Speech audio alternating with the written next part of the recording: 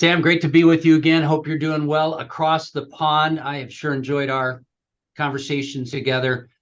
We're going to dive into a little bit for the next few minutes, balancing the tensions of leadership across the pond in a client-centric world where the client or the customer is always right. Sam, what are the challenges for leaders that you're seeing in the present reality?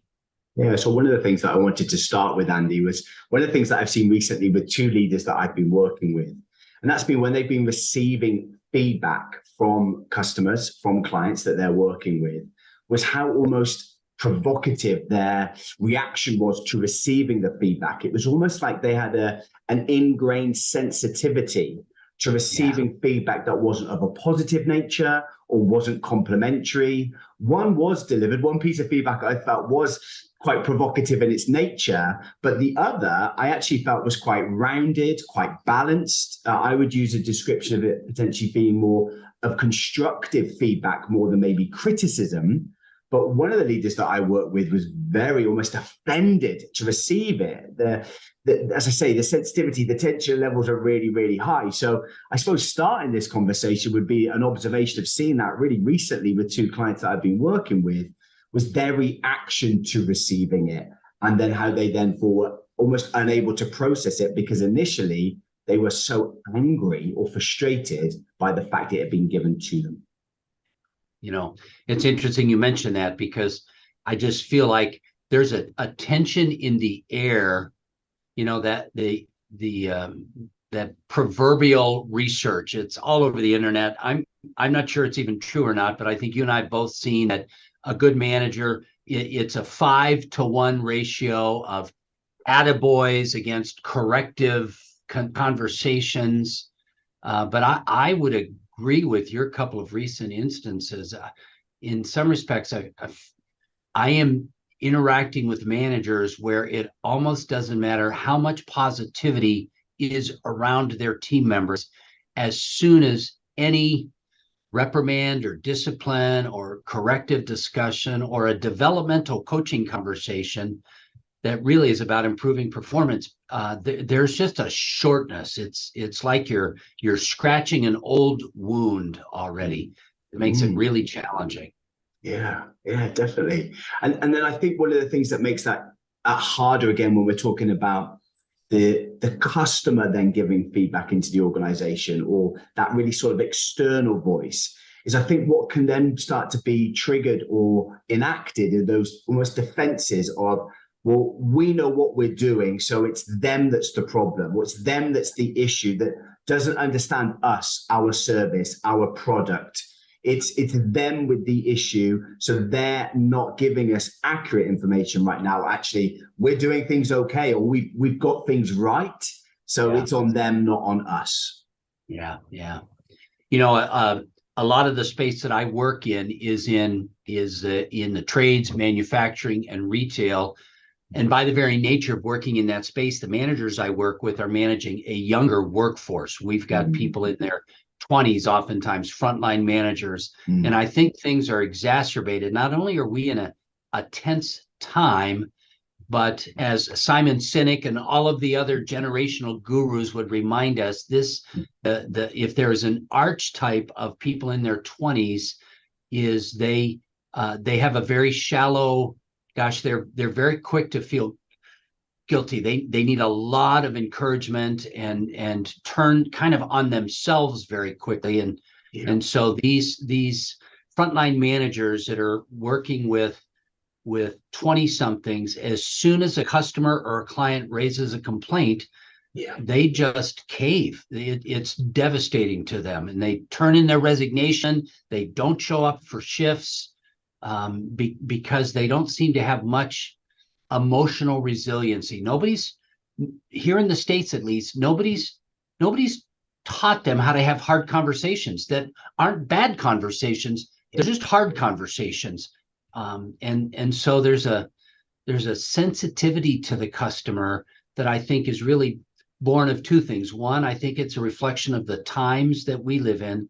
And then two, I think as we have a younger generation in the workforce, and I'm always very careful, Sam, to not stereotype by any of these generational norms, because individuals are always individuals. Mm. But I also agree with the experts that you and I hear that it is harder for people to handle constructive criticism from customers and clients and shortness. And I just think there's some resiliency that frontline customer-facing team members can't handle real well customer complaints. Yeah. I don't know if you're seeing that in the UK, but it's really a challenge here because we've got short-fused customers and we've got people that are client-facing that don't have the interpersonal skills to handle conflict. Yeah, it's something that I see over here a lot, Andy, in the other sort of sphere of my work, sort of more readily, I suppose, working with the elite performing athletes, particularly around that age group that you're describing. They are young, they are ambitious, they are deemed successful because they're playing at the elite level. That's just a client group that I work with.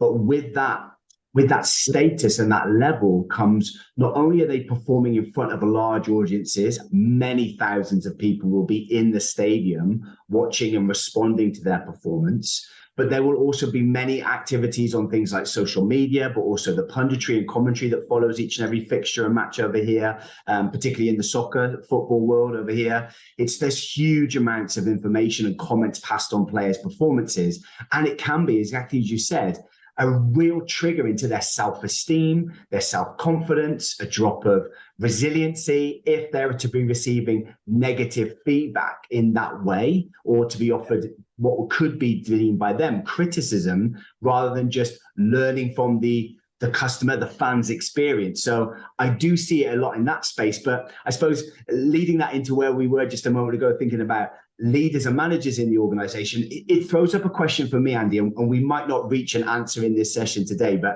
I suppose my question is, how do the leaders balance that tension between creating an environment where their customers have a voice and they are encouraged to give their feedback or give their opinions on service, product, and their overall experience, and also then balance that in a way that means their employees are robust enough or resilient enough to be able to receive it for its positives, rather than it then crippling them or breaking them down in a way that it becomes a very negative experience for them? That would be my wondering. I suppose that might be valuable to explore that together. Yeah. I mean, we struggle with that here in the States just as much as you do, I think. You know, part of it, I think the answer is in the senior leaders continuing to remind their team members and the managers underneath them of the mission and vision and strategy of the organization, the bigger picture, that dissatisfying a customer today does not mean we're not doing the job that was commissioned to us by the shareholders, or if it's an NGO, by the mission of the organization.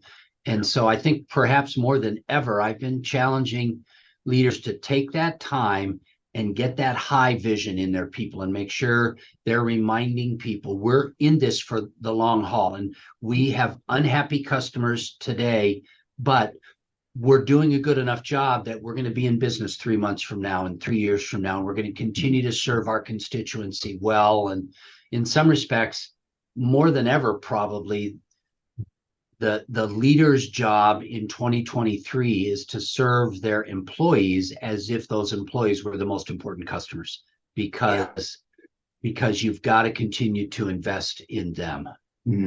Yeah. I think one of the things that I notice and that I see a lot is that potentially frontline staff and also maybe leaders and managers too start to fall into this category of viewing customers as either they love us or they hate us. They are our biggest fans or they're not the right people for us. And I struggle with that at times. I know it may be my lens, my background of always viewing human beings as unique and very complex, and very rarely is it ever one or the other, that sort of binary thinking, black or white, for example. And I wonder if that's maybe a defense, but also maybe a strategy that can live within organizations and teams to either think that these are our sort of our avatars, our dream clients. This is what we're aiming to work with and who we're looking to sell to as our customers. And then if therefore they don't fit into that box or they disagree, or then they're not right for us and they want to therefore be pushed away. And as you just mentioned there, which is what struck into my thinking, Andy, is actually maybe it's okay on one level that the customer isn't very happy right now. But by giving us this feedback, they're able to then be adjusted or responded to in a way that means they will become a lifelong customer. They will still be with us in 3 months' time. Just because they're unhappy now doesn't mean that we forget about them or cut them adrift. But in fact, actually, we maybe develop a relationship with them and use their experience for our benefit and their benefit to have a longer standing relationship. What are your thoughts? Yeah, I mean, I echo what you're saying. And I do think it ties back into what you mentioned a couple of minutes ago about your work with these elite athletes. I've got a client whose main customer is Walmart, the huge conglomerate here in the States and globally, but particularly here in the States. And, you know, part of the challenge they're facing is Walmart overall is pleased with my client's work. And the managers that I work with on improving team performance, their teams are performing. Walmart is renewing and expanding their business relationship with this client of mine. And so according to the paperwork, according to the business value, they've got a long-term client. But part of the challenge takes us back to this individual performer you talked about. Because of social media and because of the comfort of interpersonal communication being done spontaneously, there are individuals inside Walmart that are shooting off quick texts to my clients saying, hey, you didn't do this right, you didn't do that right. And it's a line worker at Walmart who's frustrated with an install or something. And I think part of the voice that people are trying to process is now everybody at some level feels like an economic decision maker, where they used to deal with Walmart. Now they're dealing with that person who's shooting them a text saying, I'm really disappointed. And I suspect that's similar to your elite athlete who checks their social media after a football match and has people saying, you ruined my afternoon or something. I don't know. I think there's probably a parallel there. Do you think? I think there's a huge parallel there. And I suppose what we're starting to move into is that recognition, or the potential recognition, that what may have used to been given as a stronger, bigger message is now being given in individual messages, because there are platforms such as social media where those individual messages can now be presented or given back to the leader, the manager, the organization, because of that being the very nature of how these social media platforms are structured. Previous years, it would have been, or in previous decades, for example, it would have been that the players that I worked with would have left the pitch. They would have got some sense if the fans in the crowd liked it or didn't like it, but they'd have really been looking for feedback from the managers and the coaches of their team. There may be a little bit of exposure to the newspaper, but that news would have been very quickly moved on into the next fixture. Whereas now, actually, things like social media comments can be bombarded or just emphasized over and over again. That then gets picked up by the press and by the media. Players then go into interviews 3, 4, 5 days after the match, and they get referred to in the meeting or in the pre-match conversation for the next game about what happened in that match. And so it feels like a never-ending cycle of these pieces of feedback or loops of feedback to be re-emphasized. And therefore, I think that does start to throw up a tension for the leader, for these managers, is how do they protect their employees from that on one level so that they don't become overwhelmed by it. But then at the same time, and going back to what I spoke about earlier in that attention position of being able to use the customer feedback for the benefit of the individual, the employee, the team, or the overall organization too. I think it's a real challenge. And I'm wondering, as we're talking about now, Andy, if this is always going to be a challenge for leaders and managers that we work with. If there's always going to be a balancing of tension, because I don't know about you, and this is, I suppose, me asking you the question. I don't know if I've ever seen a company or a leader get it perfectly right, balancing this tension. And I don't know if that's possible. Yeah, I think you're exactly right. This is one of those dynamic equilibriums rather than static equilibrium where you're always trying to find the balance. I do think, and it sounds like you and we're having very similar experiences, whether it's on the continent, whether it's in the UK, whether it's in the States or North America, that the individual voice of the customer has never been stronger, which creates a heightened sensitivity that leaders need to make sure they're addressing with their teams and recognizing this isn't going away. Steve Sample, one of my favorite leadership authors, former president of USC, in his book, The Contrarian's Guide to Leadership, one of my favorite chapters is leading gray in a black and white world. And I think what we're talking about right now, Sam, is just recognizing at some level, managers, it's always going to be unsatisfying because we're never sure we balanced that tension correctly.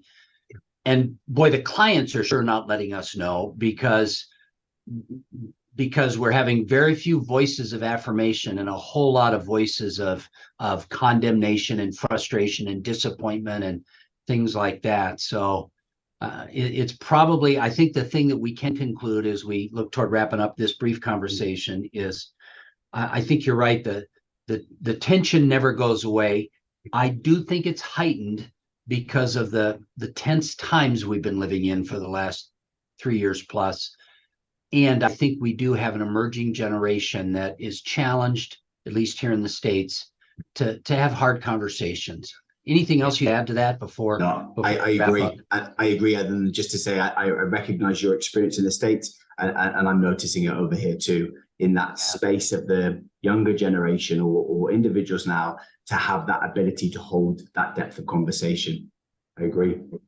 Yeah. So if you were going to say one thing to a leader, here's how to invest health in this tension, what might you say? I think the first thing would be to say to them is to talk about it and actually prepare their people as best they possibly can. I think one of the things that, going back to what I gave, I suppose, in my opening examples, was this perfect situation whereby there was a real reaction to it. It was almost unexpected. So take away the shock, take away the surprise, and almost do it as part of developmental training and start active discussions when we launch this new product or when we start to go to market. How will we respond not only to the praise and hopefully many compliments that we're going to get to say that this is fantastic and we've hit the target market and our customers are really happy, but also how are we going to manage when maybe we receive that constructive feedback or people that really just don't like it and think that we've missed the mark and that we've really not been successful in this product line or product range or just customer service experience. Talking about it would be my top investment. Andy, you? Yeah, no, I think I would echo that.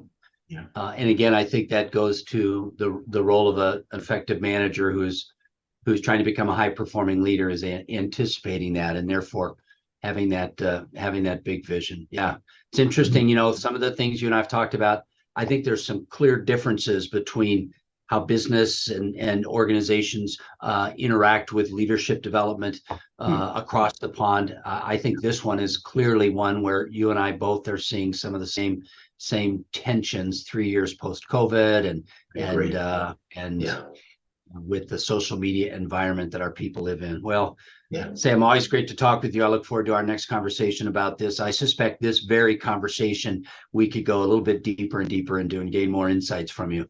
I agree. I really appreciate your time, Andy. Let's draw that to a close and enjoy the rest of your day.